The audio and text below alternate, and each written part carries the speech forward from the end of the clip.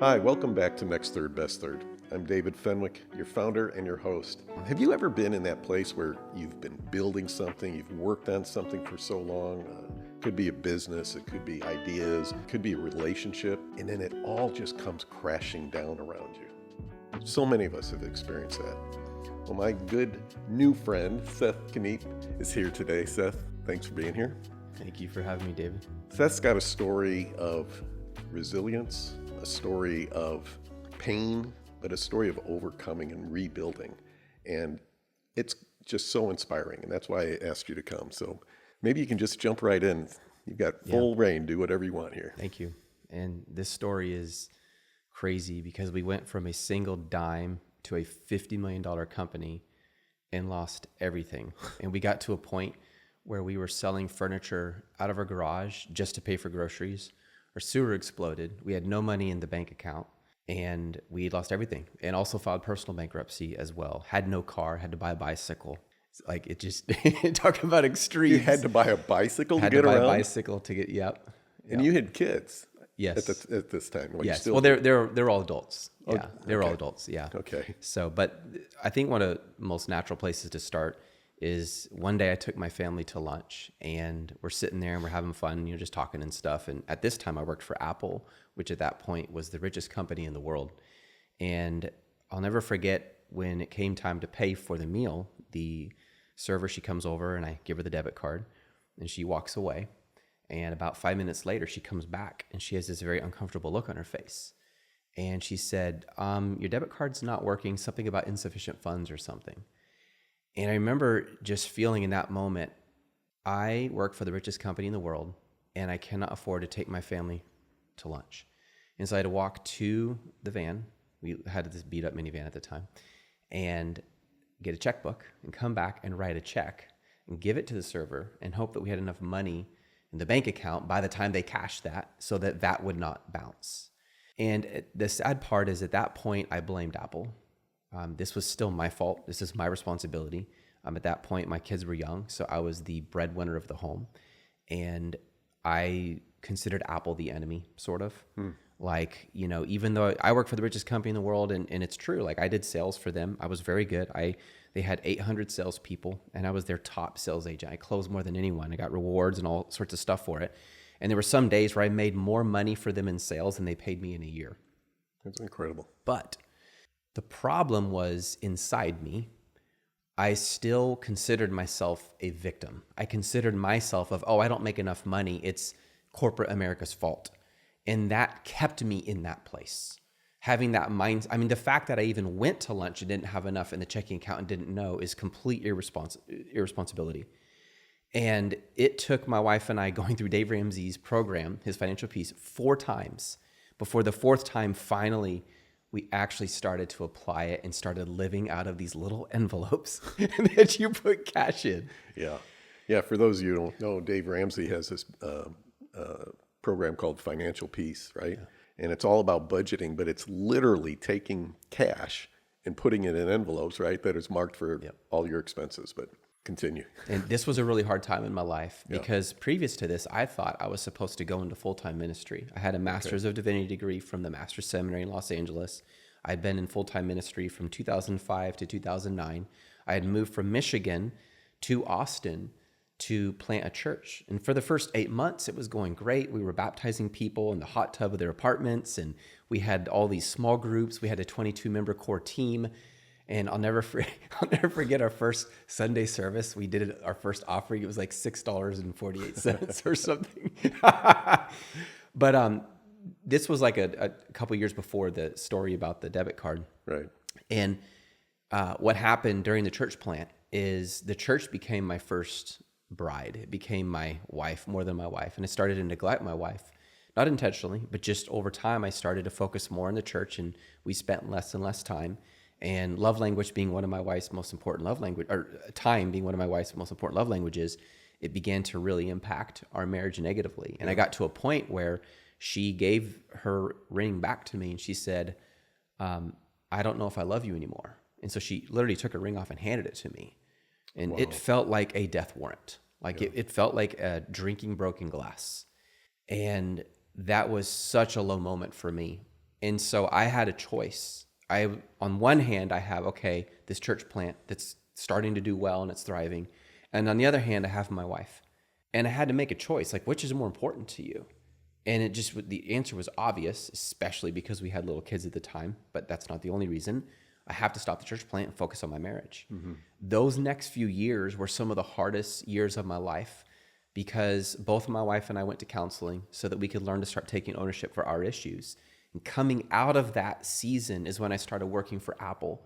And even though I did really well in sales, they didn't pay commission. They did bonuses, which is different. So you're not paid commensurate to your performance. You're just like, you might get like a free MacBook Air or a free iPad. And we would actually sell those on Craigslist or eBay just so we could put more money back in the bank so that we could pay our bills. So you were salary-based with bonuses? Correct. Okay. Exactly. And so in that season, I was still in my heart, I was struggling with who am I as a man? Yeah. What am I supposed to do with my life? Like I spent the first 30 some years of my life thinking I'm supposed to be in full-time ministry. Well, since age 12. And I failed in my church plant. My marriage almost failed. What do I do now? Like, what am I supposed to do? It was such a, I don't even know if depression's the right word. I don't consider myself to be a depression-oriented or suicide-oriented kind of person. I never have felt that way. It's more like, am I just valuable? Am I worth it? Like, what am I supposed to do with my life? Right. And so moving forward now, back up to Apple. At that time, I did sales. And I did well for Apple. And so I thought, well, there's an opportunity to make more money. I'll get promoted. And so I applied for 2 different positions at Apple. And within the same week, both of those positions sent me an offer letter. So I got to pick between the 2, which was a huge honor. And the one I picked was to be an account manager for a team where we were tech support for iOS devices. And I would manage a team doing technical stuff. So now and this is all from working from home. So now I become an account manager. So my salary went up significantly, which was great. Still struggled to stay on top of things. Our savings was probably like $500. Like I didn't invest. My understanding of how money works, David, was abysmal. And it'd be easy to blame it on school, who never really taught me that, or my parents who were not the best money managers in the world. But the truth is, I still have the opportunity to go out and learn that. Right. And I'll never forget one day, and I'm still living in this sort of death by paycheck cycle, and I'm just wrestling with it. And my wife, she would call me while she was grocery shopping, and she'd be standing in line, and she'd put in the debit card, and it got declined because we didn't have enough funds. And there's like 30 people behind her, and she dreaded, even to this day, though this hasn't happened for like over a decade now, she still will have a trigger like, are we good? Okay, we're good. When she goes to the grocery store, because it's such an embarrassing situation. It was traumatic. Yes. Yeah. And I took that on myself. Like, Seth, what is wrong with you? Like, why doesn't even the Bible say a man who cannot provide for his own is worse than an unbeliever? Am I worse than an unbeliever? Like, what's wrong with me? And it's not something I would verbalize. It's something I would process inwardly. I reached a breaking point one day when my manager at Apple told me to apply a appropriate disciplinary measure to one of my subordinates. I had a team of 25 people that I managed, and one of them continued to show up late and didn't follow through rules. Mm-hmm. So I basically gave her a warning letter, something like that. Just basic HR stuff. Right. And then a couple of days later, my boss says, I want to meet with you. And this is all virtual. We worked from home.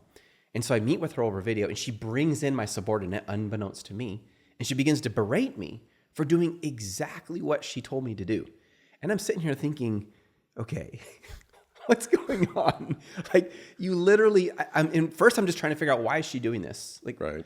I later learned she was afraid she went too far in what she told me. So she was trying to cover her apple, as they would say in Apple. And so she basically threw me under the bus to protect her reputation. In that meeting, we finished, closed Zoom or whatever application it was. And my wife was right back here in the corner. She was in the house because she saw me in the meeting. She came up to get something, and she could tell I was like really, really upset. And I turned to her and I said, KK, that's my wife's name, I am building a new life for our family. Now, on one side, that's inspirational because, go do it, make it happen. And I fully believe that men, especially men, should take responsibility for leadership in their home, providing for them and building a life. I agree with that. But there was still a broken place inside of me that it would take like 7 years to understand, what is that? But I did. And it really, there's a whole lot of entrepreneurial stuff I started doing. But a very significant moment is one day I'm going to Starbucks to get my wife a Starbucks drink. And we're living out of envelopes. So, I got the envelope, I got the cash, and, they give me back some coins. And I'm dropping the coins into the envelope. And I just stop and I notice a dime. And I'm thinking, that's interesting if you think about it. But a dime is the greatest value for its size of all U.S. currency. It's so small, yet it's 10 cents. Much smaller than nickel, yet it has more value. And then I thought, how many times, if I set out to double a dime, would it take to reach $100,000? Okay. So I grabbed my calculator and I calculate up 20 times. It reached you to like $104,000. And I thought, I'm going to do this. And so I went home and I had this little area in our garage where I would write all my ideas on the wall with a Sharpie. Yeah. And so I glued the dime to the wall. And I had my daughter take a picture because I want to remember this moment. And I set out doubling a dime. And I would go downtown on these streets and just from shop to shop or just on the sidewalk, approach random people. And I would share with them my dream. I work for corporate America. I don't make enough money. I'm in debt. We were $24,000 in debt at that time. I drive a broken down minivan. I want to build a new life for my family. I want to start a business. Would you help me? Would you double my dime for me? That's all if you believe in this vision, would you do it? And some people would laugh and say, you're silly. Other people would say no. And some people would say yes. And so that first day I went out and I doubled it 4 times. And so I get home, here's my 40 cents and put it in this little envelope. And then the next day I go out and I just kept doing this any chance I got when I wasn't working for Apple. And I got to $400 just for asking people. It's crazy. And yeah. And then the guy who brought me to $400, he had just left corporate America. He owned a hot dog shop in Pflugerville, Texas. And so he really believed in this concept. And so he was like, hey, I believe in what you're doing. I want to help you. Boom. And so he gave me the $200 to get me to $400.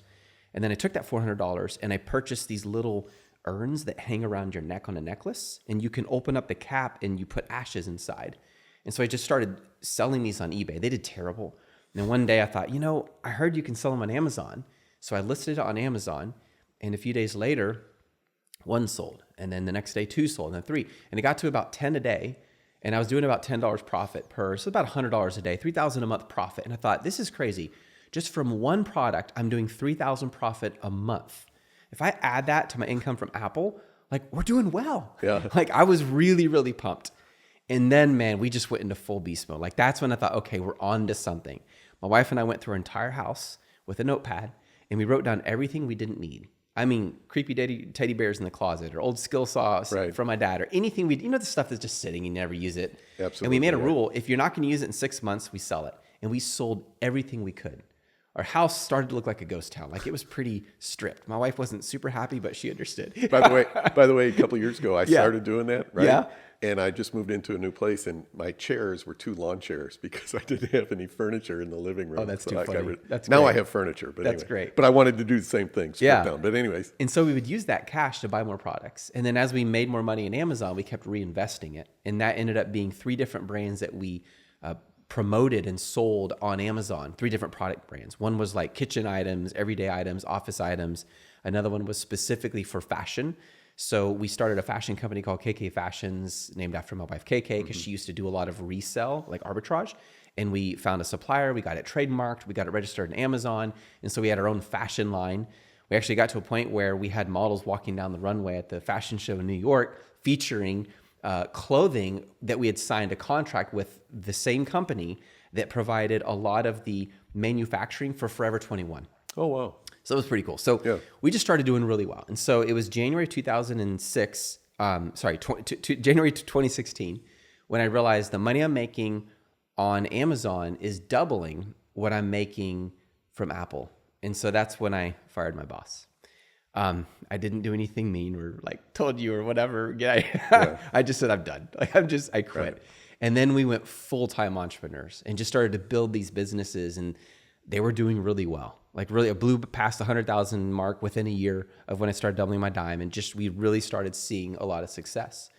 And David, at this point, I felt very significant. I felt very validated. And there's a good side and a really bad side to this. The good side is I took ownership. I decided to stop stop saying I'm a victim. I decided to do something with my life. I am in the country, which I believe is still the greatest country in the world, where I can go out and build a business and I can learn, I can grow and make mistakes and keep trying until I succeed. So that's good. The bad side is there was still this broken place inside of me that was going to come back later to eat me alive. And that was within the last 2 years. Wow. You know, we talk here at Next Third, Best Third about 5 pillars, you know, in a man's life.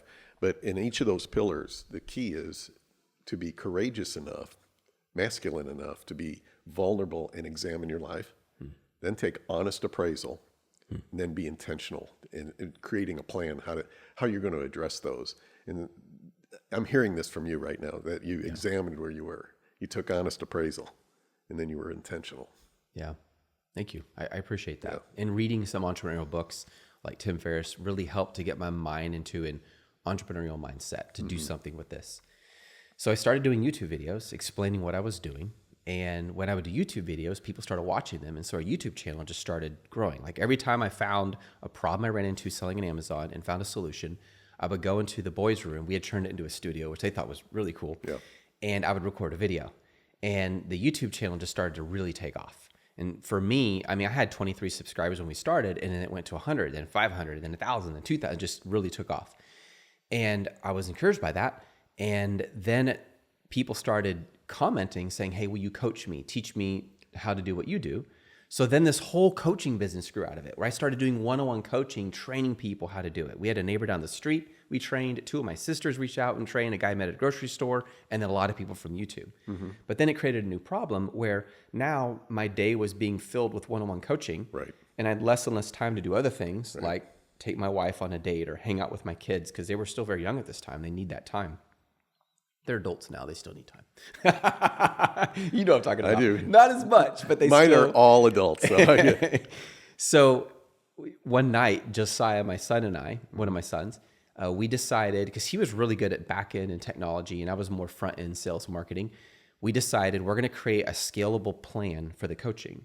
And so back then it was called Dominican Joe's Coffee Shop off of South Congress. Today it's Benu Coffee. It's and Dominican Joe's, it's like a lot of college students stay there. They're open 24/7. So we locked ourselves in there and said, we are not leaving until we have built out a scalable plan. And so we created a course, a training course out of everything we had learned selling in Amazon. And then we set up a system for hiring coaches. And we also included group coaching, where instead of me doing one-on-one, I could teach a whole bunch of people, and it doesn't take all the time of my day away. Right. And so we launched, that night was the launch of Just One Dime. Just One Dime. Just One Dime. Yeah. Yep. That was the beginning. And that was October of 2016. So it was 8 months after I'd left Apple. So Just One Dime began, a coaching company, and it grew and it did well. We tried different things, tried to figure out how do you market this? How do you, get the right coaches? And what we did is we took our most successful students and had them become coaches. So if someone wanted a one-to-one session, instead of meeting with me, they could meet with the coach. And then part of the payment would go, the majority of the payment would go to them, and part of it would go to us because we provided them that business. And it grew. Kind of a finder's fee or referral Exactly. fee. Yep. Exactly. And they were all contractors. Right. And then eventually we opened offices right off of Anderson Mill Road in Austin, Texas. So we now had offices. We didn't just have remote staff. Now we had in-house staff. We built out a studio. We started a podcast. We started really up-leveling the quality of our videos. We even had some people come in and help us like with marketing, and some people come and help us with how do you create better videos. And we just really became less of a lifestyle company and became more of what you might call a legacy company, or at least it was headed that way. And it just grew, and it continued to grow. And then we went... Can you speak into that? What's the difference between lifestyle company and legacy company? Yeah, and this is my opinion. This may not be the official one. Lifestyle would be, I build a company and I have maybe a few staff, and most of them are probably 1099 contractors, so they're not employees. So I don't really have to manage them. I just make sure they do the job right. That's it. And it gives me a lot of freedom to go and work when I want, where I want. Okay. And it's smaller and it's very mobile. Legacy is more, you actually have an office and you have employees, W-2 employees, and we have a budget we're living by. And instead of me just getting some of the profits, I'm now an employee of my own company. Okay. And it has more long-term value, and it's less wrapped up around the founder and more wrapped up around the brand. And we started to see that shift, because first it was all Seth. Then it became Seth Just One Dime. Then it became Just One Dime Seth. And then now it became mostly just One Dime. Some people knew who Just One Dime is, didn't know who I was. And for us, that was a big win because that meant the company had its own independent asset value apart from me, the founder. And so we opened the offices, we continued to grow, and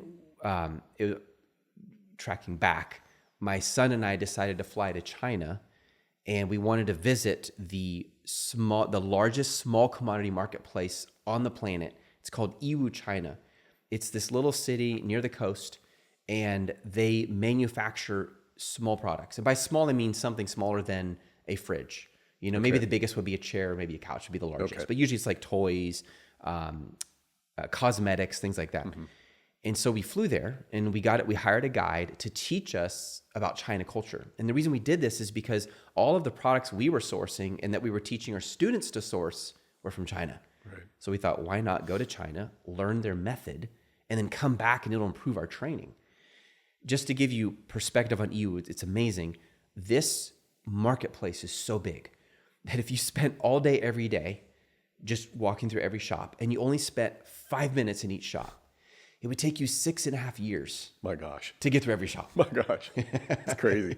Like you walk into this room and from floor to ceiling, every wall is just lined with products. Yeah. It's like this massive mall with like 1, 2, 3 different levels where you can go and elevators and just people everywhere. People from all over the world go there. So we did that. We hired staff in China to help sourcing, to help our students with sourcing. So now if our students needed help, they could leverage the services of these Chinese staff to help them find products. Okay. And we ended up bringing back a whole group who paid us to train them in sourcing, and each one had their own translator in China. We did that a few times as well. And so this organization, Just One Dime, really began to grow. Like it became bigger than we ever dreamed.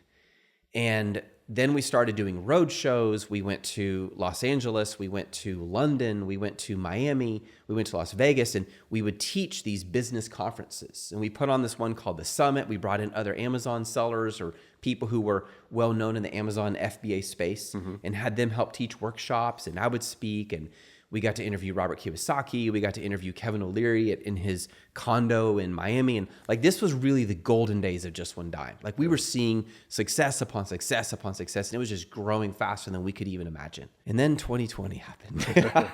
What happened in 2020, right? So there was this company who had been invested in on Shark Tank. They were a medical type, body posture type company. And I'm not allowed because of an NDA to say who they were, but they asked Just One Dime and myself to run their Amazon e-commerce store for them. And this is also around the time when Forever 21 reached out. We did some consulting for them. BMW reached out. We did some consulting for them. Amazon flew me to their headquarters to consult on how to improve their platform, along with 9 other Amazon sellers. And I don't say this to say, hey, look how great we were. I'm saying just so you know how high we got, like from a man perspective, like we were doing well. Sure.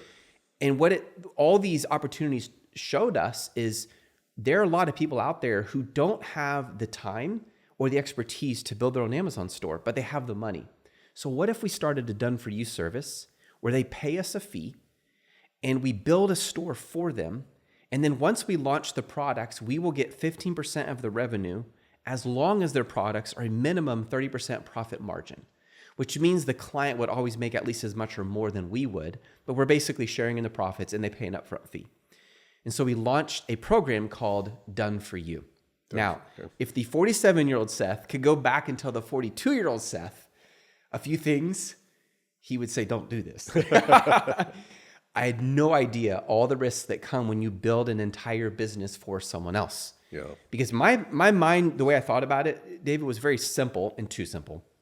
Hey, I've done this for a few stores. I've launched products for other clients, but my own 3 stores did really well. Why can't I do it for hundreds? We just need to scale, have the right staff, and just build from there. And little did I know that COVID, which caused Amazon sales to spike. So if you look at the Amazon sales in 2020, they're like this. They're like almost 40% year-over-year growth because everyone stopped spending their extra money on outdoor stuff like going to the coffee shop or the salon or getting a massage or getting a haircut. They started spending more online. And so it caused this huge boom in e-commerce, which we thought, oh, this is great. This is the perfect time. Right. But little did we know that success today will come back to punish the e-commerce industry tomorrow. Because what would happen is you would get all these people buying products in America. So all these in China, all these manufacturers like, oh, great, we have tons of business. They're making all these products because the majority came from China. Then all these ships would come in from China to deliver the products. Well, several things happened at once. Not only if you have too many ships, does that cause a clog so it gets slower to get the stuff off onto the dock and into the trucks. Right. But then you had some of the ports on the West Coast, the staff were getting COVID. And so a lot of them were just completely inoperable. So no staff could be there to receive them. Then China started doing forced blackouts because they had an energy crisis.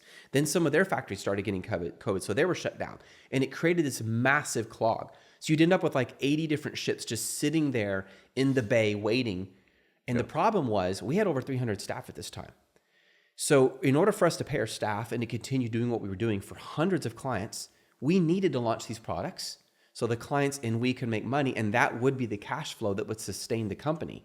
But Done For You had grown so much bigger than our previous product, which we were still offering, which was the training, that Done For You couldn't depend on that for the income to maintain it. Yeah. And so then made some decisions, which I'm not proud of today. The intention was good, but I'm going back, it was foolish. I liquidated my 401k, put that into the company. I sold any real estate that I owned, put that into the company. Any Amazon reserves, I put that in. I'm pretty much bet everything on the company. Mm-hmm. And I sincerely thought this is the right thing to do. We want them to succeed. Like, I'm going to do whatever I can because these people are counting on us. But it wasn't enough. No. And then one day we get a demand letter because of the delays we were dealing with from one of the clients. Hey, we want our money back in $22,000 in lawyer fees and opportunity costs. Within a few months, we got 10 demand letters. And if we responded and gave all the refunds requested, the whole company was shut down. So that wasn't an option. It's like, okay, we have to do something. So then we hired Sussman Godfrey, who is probably very arguably the best lawyer firm in the US for fighting court cases because we were going to win. We're going to go to battle. But we had to pay them. And that costs money. We hadn't accounted for that cost. And now we're in a situation where if we give refunds, we'll die. If we pay lawyer fees, that makes it really tight. We might make it. So let's try to make it. And then one day the doorbell rang at just one dime at the office. And I go over to the front door and there's an officer standing there. And he hands me this paper and he says, "Are you Travis Seth Kniep?" I said, "That's me." And he said, "You have been sued." And he said, "I need you to sign this form as proof that you received it." And I look at it and they didn't just sue me. They sued multiple of my family members, even family members who didn't even work for Just One Night, like my wife. Mm-hmm. Like it was obviously very personal. Yeah. So they sued the company, they sued me, they sued Josiah, and so I just walked in, I sat down at the desk, and I just thought, okay, God, what do I do now?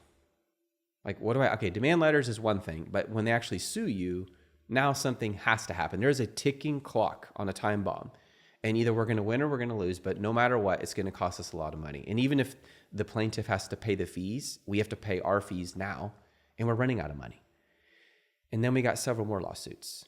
And so we got to a point where it was like, okay, what are we going to do? So then we created this whole new program called Arbitrage for not new to us. We had done it before, but for our clients, and gave them the option for us to build them an arbitrage store instead, which means basically instead of sourcing in China, we could bypass that issue and source in the US, which means not only would they no longer have to pay for PPC marketing, they would no longer have the shipping clogs and all that to deal with, they would get a faster ROI.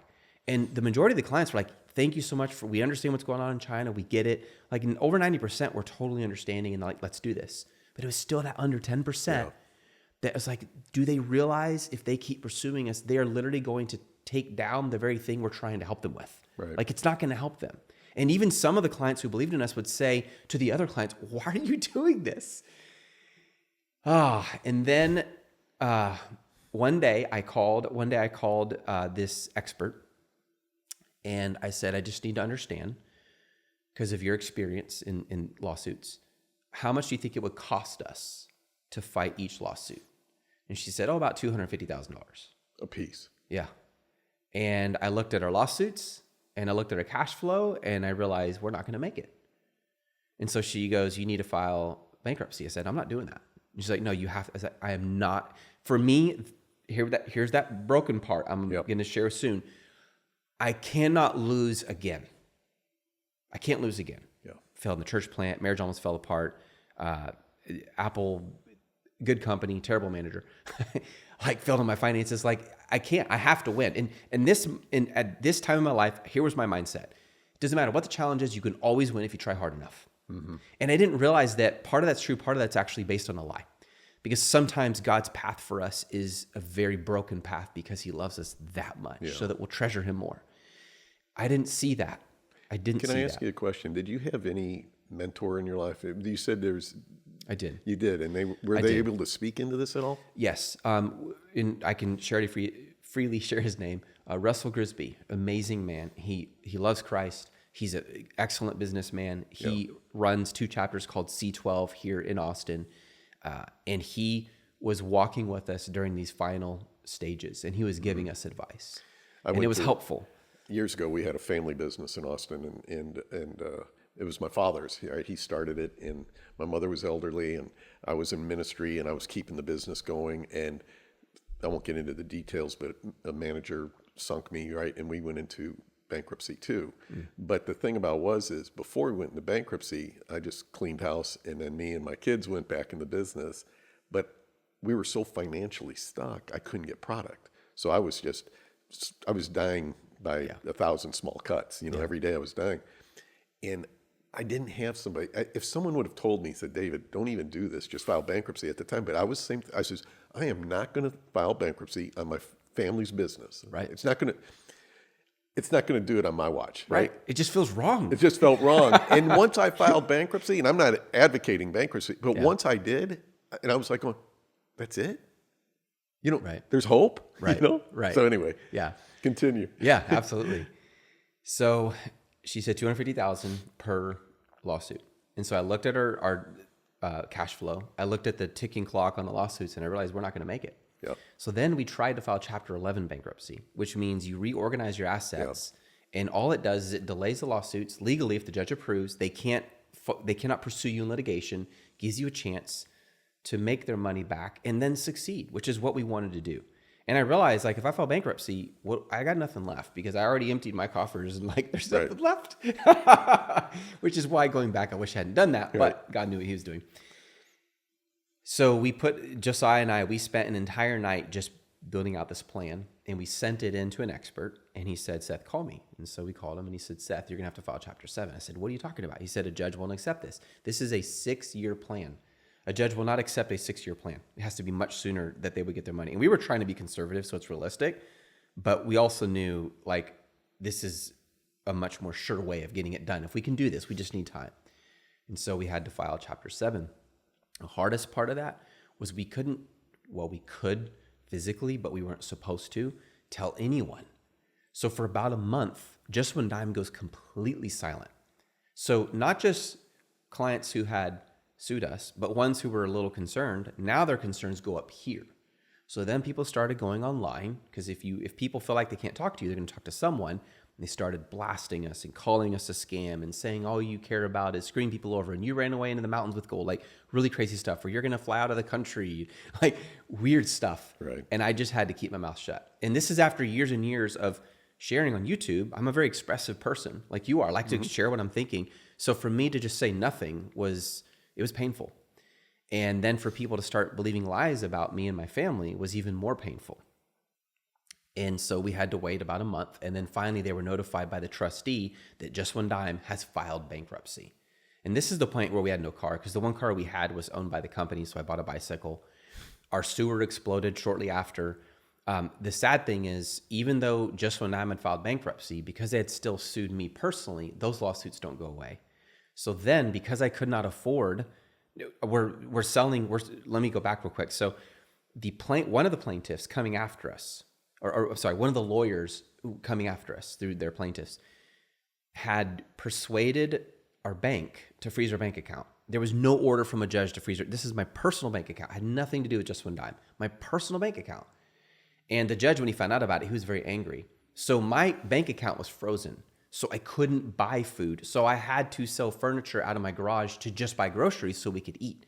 And then my phone is blowing up with all these notifications. You haven't paid this, and you have this fee. And I'm thinking, what am I going to do?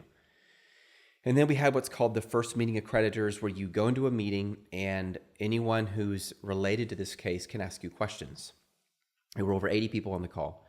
And for 5.5 hours, I was grilled, just question after question and trying to get you to trip up and mess up. And for the most part, I was calm. I just stated the facts and tried to say very little, just say what's asked and that's it. But in later, this one guy who's been involved with bankruptcies for over 4 decades, he said, Seth, I've never been in a first meeting of creditors that long. It was 5.5 hours of just angry people. Not all the people 80 were angry, but there's like 10 of them who just did all the questioning. And other people were just curious, like, what's going on with this? Right. So filed bankruptcy, the company did, could not afford to fight the personal lawsuits. So that's when we also filed personal bankruptcy. So pretty much everything's just gone. Right. And here's the crazy part. We told the lawyers of the plaintiffs coming after us, why don't we hire a forensic accountant and go through all the finances? Because they were thinking, oh, you guys hid money somewhere. You hid it somewhere. This is just a big plot or scheme so you could take money. So they did. So the trustee hired a forensic accountant. Just for context, the FBI called twice actually and left a message on the trustee's phone just to see, is this something we need to get involved with? Like it was a big deal.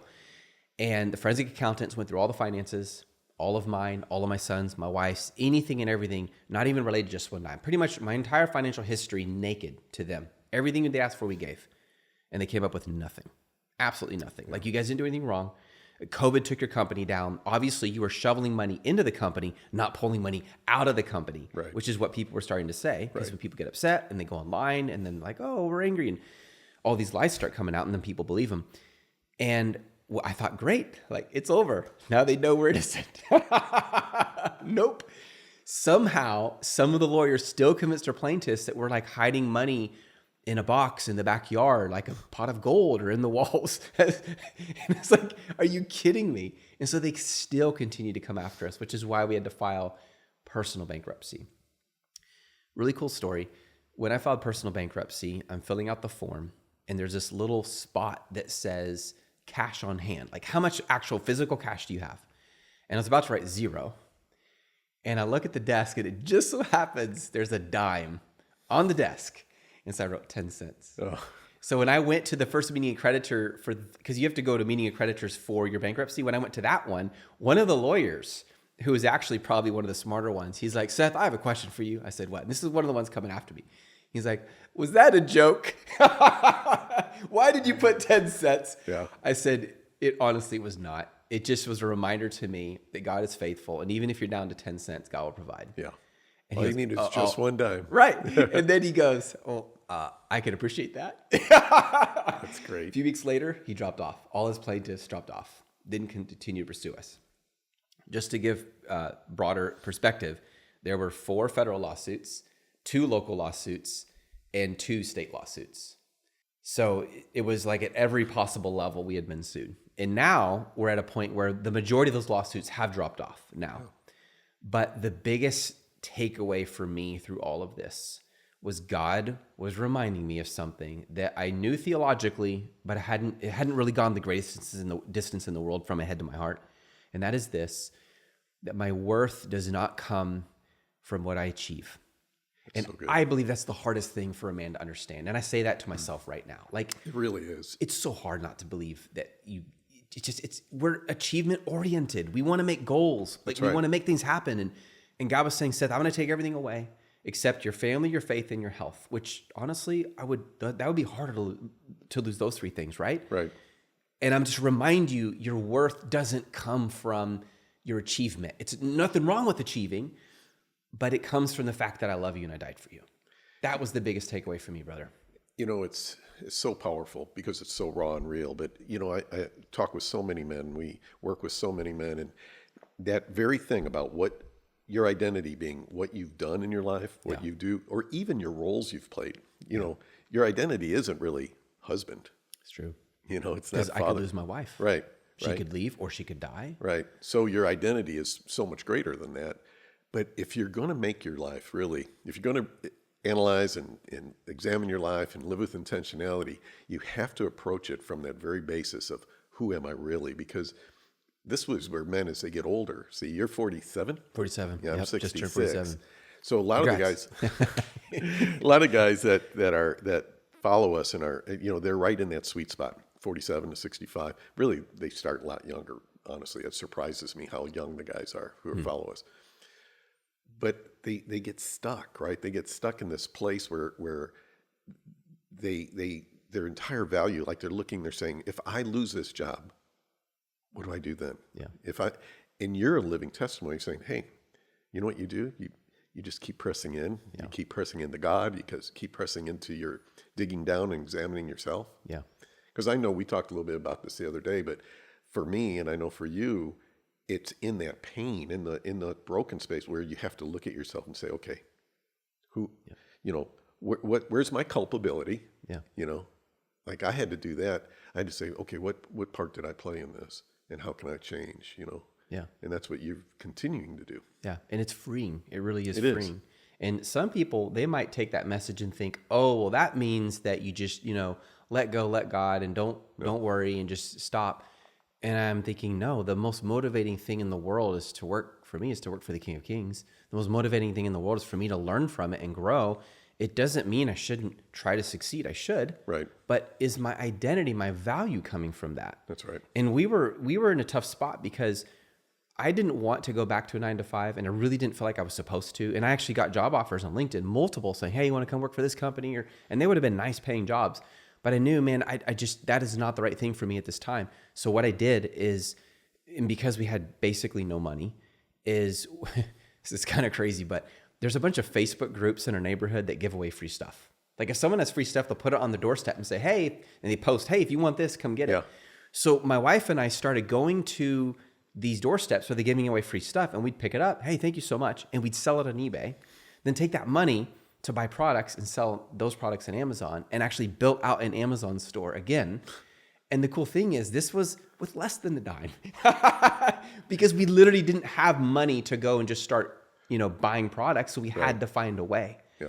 And it was a long, slow process, but eventually it reaches this tipping point where it starts to accelerate. And then you start seeing the money come in. You actually can live off that money. Yeah. And then through that, Josiah, my son, and I were able to launch our new company, which I told you about, Get Better Clients.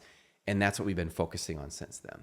Okay. So now you've got this company that works with other companies, getting them better clients. Correct. Yep. And how long have you been doing that? Let's see. We're in almost February. We've been doing it for under a year. Okay. Like 9 months. It's very new. Yeah. Yeah. Going good? It's going well. That's so great. And we don't have hundreds of clients this time. That's We're probably doing a a good really thing. good job for a few. Yeah. And it's going well, as in we are getting them clients. They're making money from it, which is more than I could wish for. Like that's what we want to do, a really good job. And then when we scale it, I want to scale it wisely and do it well. Yeah. So in closing, if there's guys out there who are looking at their life and their life is in turmoil, right? Things are falling apart around them. It could be business, could be career, it could be their health, it could be relationships, What are some of the things you would tell them that they should do right now, or you would hope they do? Yeah. The first thing I would say is your worth is not based on how much your wife loves you. It's not based on how much money you have. It's not based on how strong you are. It's based on God's love for you. That's the first thing I would say. Because I've gone through almost where my wife left me. I've gone through thinking I was supposed to be full-time ministry and I didn't, losing everything physically, tangibly, materialistically. And in all those situations, the one thing that's always been true is God has always been faithful to me. That's the first thing I'd say. The second I would say, I'm stealing this from Jordan B. Peterson. He said, self-awareness creates misery. And at first I really was appalled by that statement, because shouldn't we be self-aware? But I think what he meant, the more I've listened to him elaborate, is being overly conscious about how we feel creates this weird, vicious cycle of feeling miserable because we're so focused on us. And when you take the time to focus on what's outside of you, like who's someone I can serve, what's a business I can build that creates value, all of a sudden it frees you to live as we were designed. So my encouragement to any man struggling is, don't feel sorry for yourself, even though you've gone through hell. Don't let yourself stay in that place. Make a decision. You're going to let it empower you to make change and do something that will matter even after you die. and then your heart will be free. And that's why I love talking to you, because you've done that, are doing that. Yeah. This has been so much fun. I really appreciate you. I love your heart, and, look forward to building a deeper relationship and collaborating more in the future. So Thank you, David. Thank you so much for having me on. I hope it was helpful to all your guests. Oh, I'm sure it is. And guys, please subscribe, share, like, comment, whatever you can do to get this kind of message out there. A message really of hope, a message to break you out of the struggle and the bondage of fear, the failure, and those kind of things. We'll see you next time.